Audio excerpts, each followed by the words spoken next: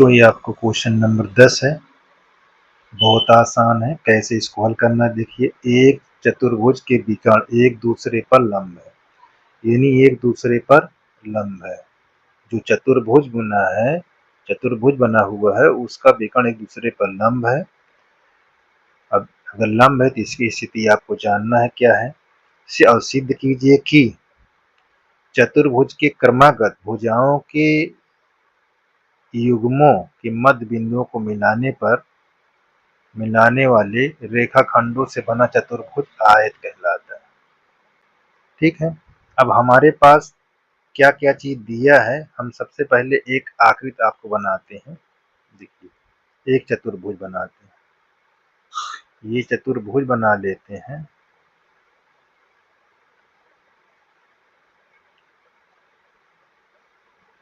ये हम चतुर्भुज बना लिए। चतुर्भुज को हमको यहाँ पास देखिए, ये ए है, ये बी, ये सी, ये डी। ठीक, अच्छा, इसमें जो विकर्ण है वो एक दूसरे पर लंब है। लंब कब होता है? जब ये विकर्ण एक दूसरे को कितने डिग्री पे काटता हो? 90 डिग्री। तो ये सब, ये देखो, ये 90 पे काटेगा तभी तो विकर्ण होगा।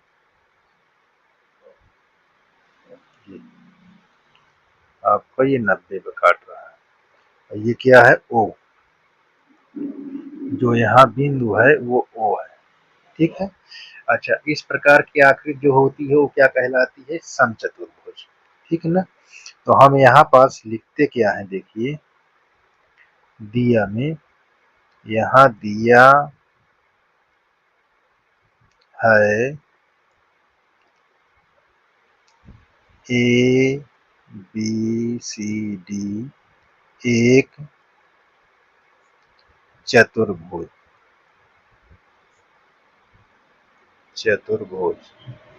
एक क्या है? चतुर्भुज है। ए बी सी डी एक चतुर्भुज है। विकर्ण यहाँ पास लिख लेना है। विकर्ण एक दूसरे को या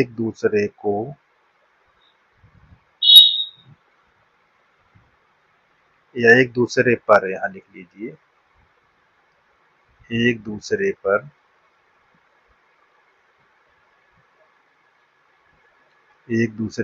लंब है। अच्छा, इसको हम ऐसे भी लिख सकते हैं, AC लंब BD पर, या BD लंब AC पर। ये ऐसे हम लिख सकते हैं। ठीक, और दूसरा पॉइंट क्या दिया हुआ है? दूसरा जो क्रमागत भुजा, जैसे AB BC CD DA, इनका क्या है? मध्य बिंदु।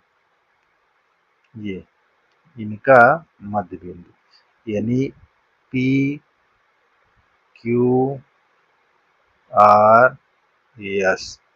देखो लिखा है, सिद्ध कीजिए कि इस चतुर्भुज की क्रमागत भुजाओं के युग्मों के मध्य बिंदु को मिलाने पर, इनके मध्य बिंदु को मिलाने पर, देखिए ये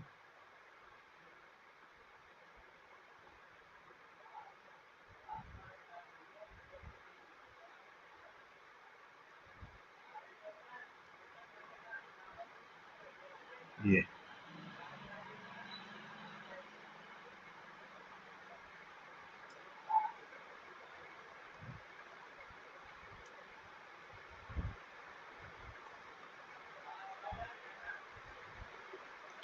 ये इसको मिलाने पर, देखो, मिलाने पर रेखाखंडों को मिलाने वाले रेखाखंडों से बना चतुर्भुज आयत होता है। तो अब यहाँ पर लिखना क्या है कि P Q R और AS, ठीक, AS भुजा या क्रमागत भुजा लिख लीजिए। यहाँ क्रमशः क्रमागत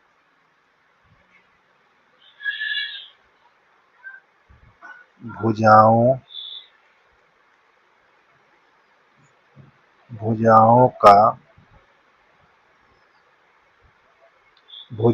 यहाँ लिख लीजिए, भुजाओं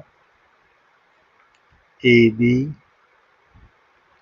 BC CD और DA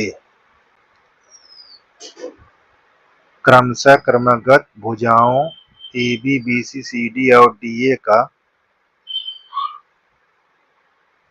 मध्य बिंदु है। ये आपको इतना क्या है, ये दिया में, ठीक, इतना आपको दिया में लिखना है। उसके बाद देखिए सिद्ध क्या करना है,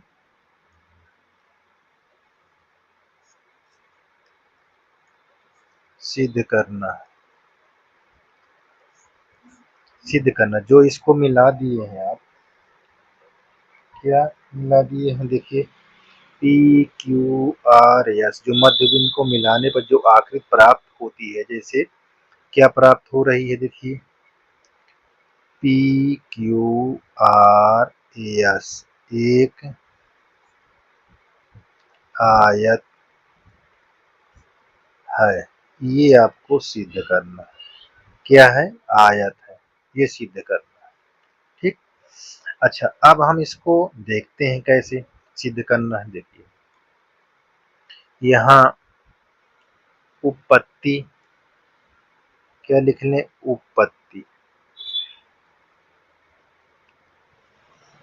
उपपत्ति लिखो या प्रमाण दे दो, ठीक, किसमें, हल में, ये जो आप हल करेंगे उसमें ये चीज बता दें। चलिए हमारे पास देखो ABC एक पार्ट ले लेते हैं जिसके, है ना, और एक ADC ले लेते हैं इस विकर्ण से, AC विकर्ण से।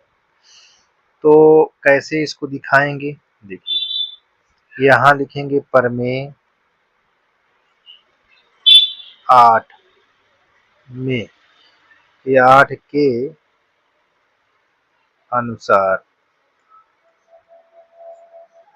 प्रमेय 8 के अनुसार त्रिभुज ABC में, ठीक, प्रमेय 8 के अनुसार त्रिभुज ABC में, तो देखिए P भुजा AB का मध्य बिंदु है, क्या है, मध्य बिंदु, ये चीज को ध्यान देना है, ठीक ना, ये बहुत ही आसान है, ठीक है। और जो Q है वो भुजा BC का मध्य बिंदु है, जो क्रमागत भुजा आपकी है वो BC है, मध्य बिंदु है। अब अगर ये दो भुजाएं मध्य बिंदु है तो ये प्रमेय 8 कहता क्या है, ये कहता है कि देखिए ये मध्य बिंदु और ये मध्य बिंदु मिलाने पर, मध्य बिंदुओं को मिलाने पर ये 30 विकर्ण जो लिखा है ये, इसके क्या होता है, समांतर और आधा। तो यहाँ पास PQ समांतर AC, और क्या होगा, यहाँ PQ बराबर 1/2 AC। ये हमारा क्या मिल गया, हमको समीकरण 1 मिल गया, ये चीज ध्यान देना है। अब इसको हम कहाँ लिख लेते हैं, देखो पहले भाग में, भाग 1 है, ठीक है ना। अब भाग 2 में देखिए, ये भाग 2 में देखो, अब इसमें क्या लेंगे आप, अब इसमें त्रिभुज ADC लेंगे, ADC में प्रमेय 8 के अनुसार, ठीक है ना। अब देखिए इसमें AD का मध्य बिंदु क्या है, S, और CD का R, तो यहाँ पास लिखना है AS भुजा AD का मध्य बिंदु है। ठीक है, मध्य बिंदु है। इसी प्रकार जो R है वो भुजा CD का मध्य बिंदु है। ठीक। अब प्रमेय 8 क्या कहता है, इसके दो भुजा मध्य बिंदु को मिलाने पर, दो भुजाओं के मध्य बिंदु को मिलाने पर जो ये रेखा SR मिलती है वो इस वाले विकर्ण के समांतर और आधा होता है। तो यानी SR समांतर AC, ठीक, और SR बराबर 1/2 AC। ये समीकरण हमारा क्या हो जाएगा, समीकरण हमारा हो जाएगा 2। ठीक। अब हम समीकरण यहाँ पास समीकरण 1 और 2 से क्या प्राप्त करते हैं, देखिए। अब समीकरण हमारे पास ये लिखा हुआ, देखो समीकरण ये 1 है और सॉरी ये हमारा 2 है, ये 1 है। अब AC के प्लेस पर हम क्या रख लें, SR, तो हमारा क्या मिल जाएगा, SR समांतर PQ। अब देखो हाफ AC से बराबर करेंगे तो हमारा क्या हो जाएगा, SR बराबर PQ। क्या हो जाएगा, PQ। अच्छा, इसका नोट पॉइंट आप क्या जानते हैं, ध्यान दीजिए, नोट पॉइंट या नोट बिंदु है ना। अब इस पर आप क्या ध्यान देंगे, देखिए ये बहुत ही ध्यान देने की जरूरत है। किसी भी चतुर्भुज, यहाँ लिखेंगे किसी भी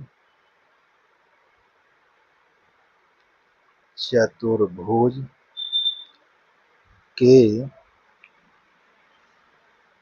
सम्मुख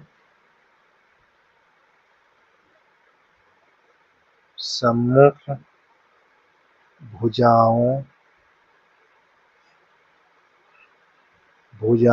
का एक युग्म का एक युग्म समांतर और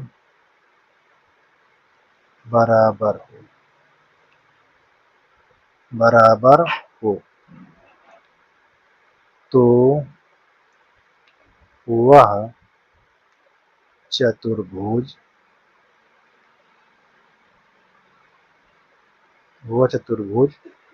समांतर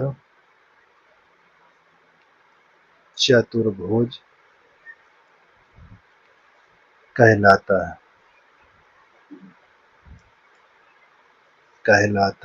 है। ये चीज आपको ध्यान देना। तो अब हमको ये क्या मिल जाएगा, देखिए हम इसको कहेंगे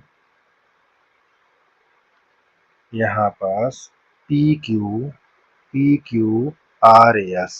यहाँ PQRS एक समांतर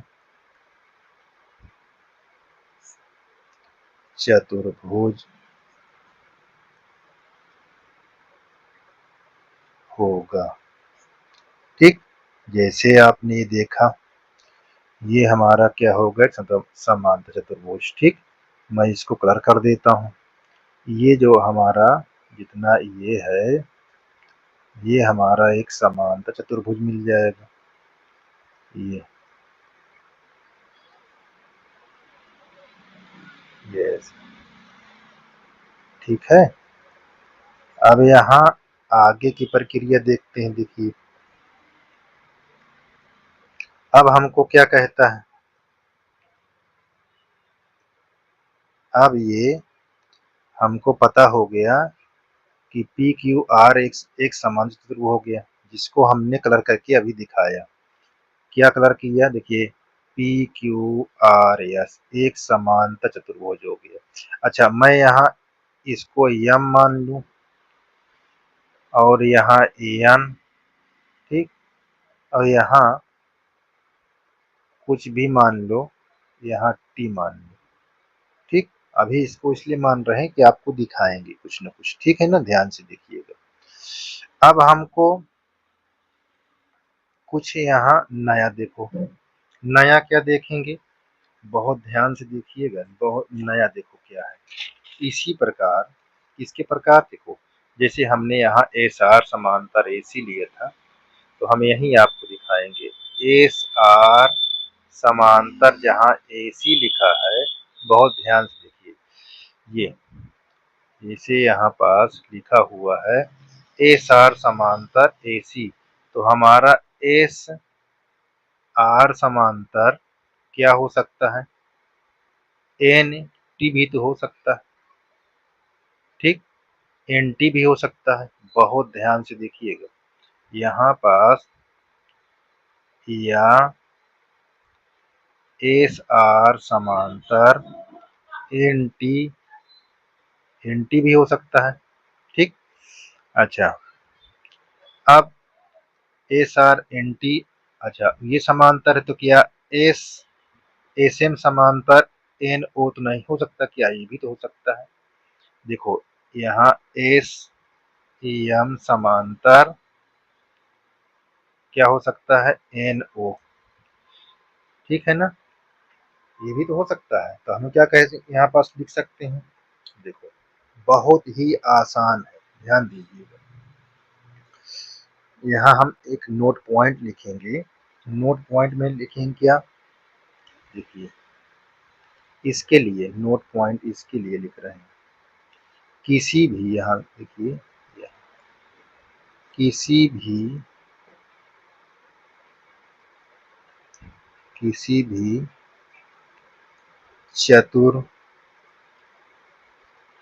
चतुर्भुज की सम्मुख भुजाएं केवल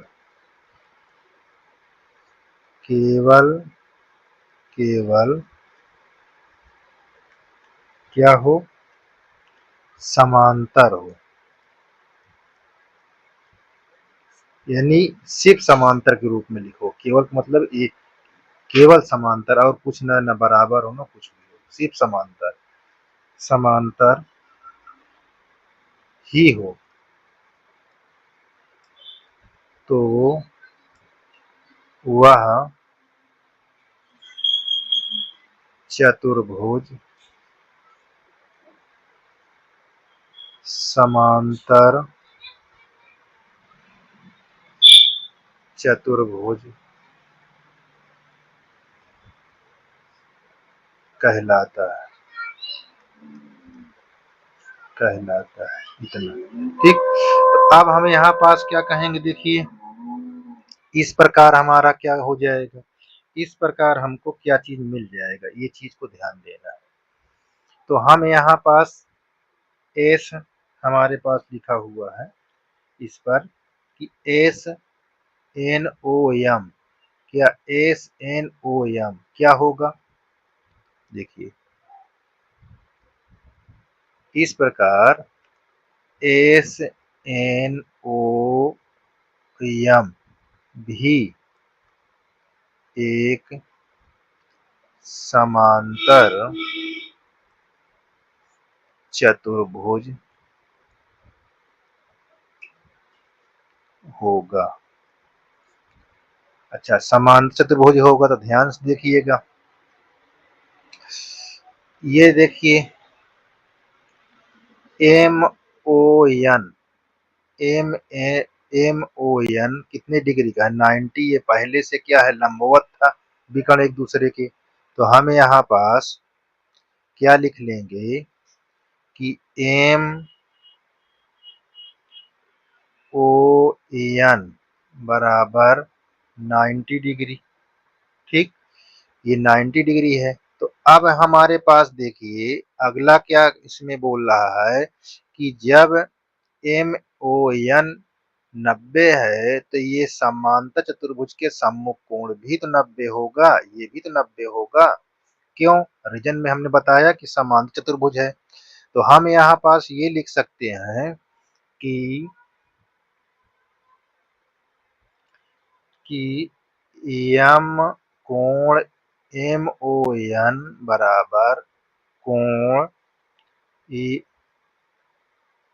ENOS।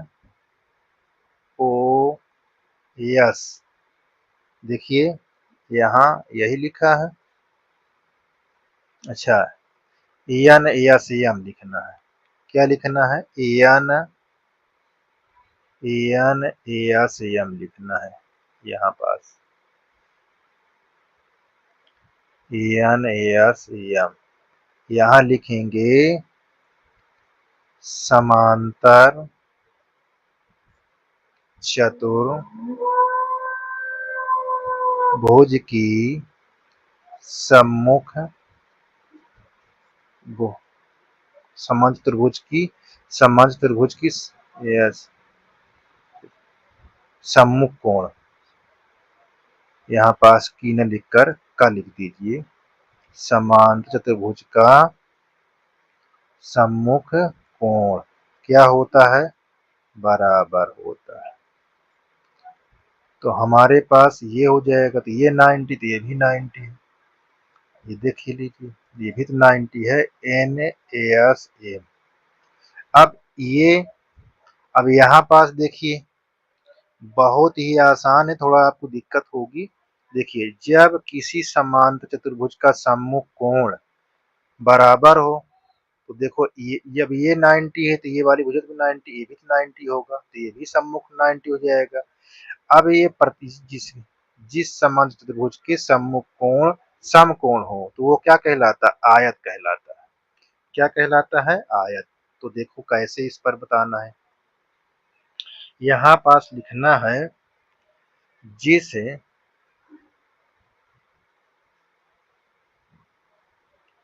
चतुर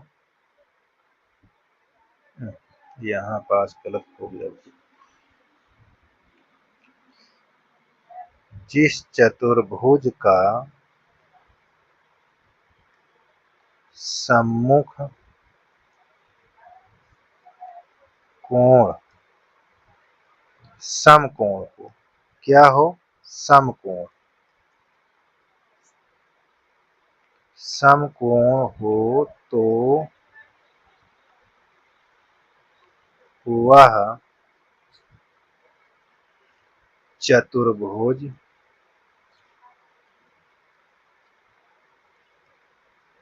आयत क्या है? आयत कहलाता है। क्या कहलाता है? आयत। आयत कहलाता है। जैसा कि PQRS एक आयत होगा। देखो थोड़ा सा क्या है, थ्योरी आपको मैंने लिखाया। जब तक आप कॉन्सेप्ट नहीं जानेंगे हर आकृति का, तब तक आप थ्योरी भी नहीं लिख सकते। ठीक है ना? इसलिए आप प्रयास करिए, इस प्रकार इसकी क्वेश्चन को हल किया जाता है। तो अब आपको ये जितना प्रयास आप और अभ्यास करेंगे, सभी क्वेश्चन आपको बनते जाएंगे। ठीक है ना? धन्यवाद।